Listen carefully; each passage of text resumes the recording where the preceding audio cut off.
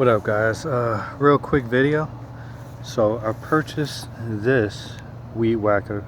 It's a Ryobi 2-cycle weed whacker about 3 weeks ago. Brand new. It was starting every pull fine.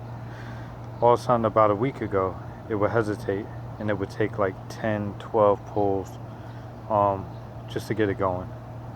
So, and it replaced this one.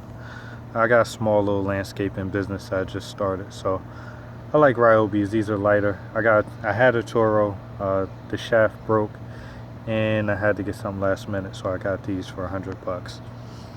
So anyway, I started with this one. This was a spare weed whacker, and I actually got it for $10 at a flea market, and it had problems running. It ran for a little bit, then it had problems. Anyway, my remedy to all of this was simple. You take the spark plug out. I took it out. It was totally black.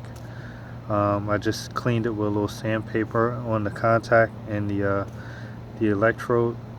Cleaned both sides really good. Put it back in. Start up right. One pull.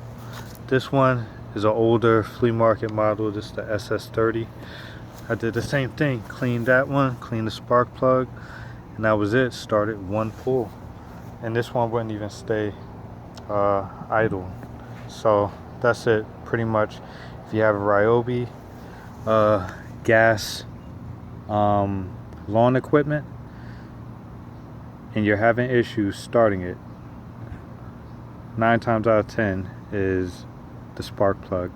Take it out, clean it, put it back in. It's gonna be good to go.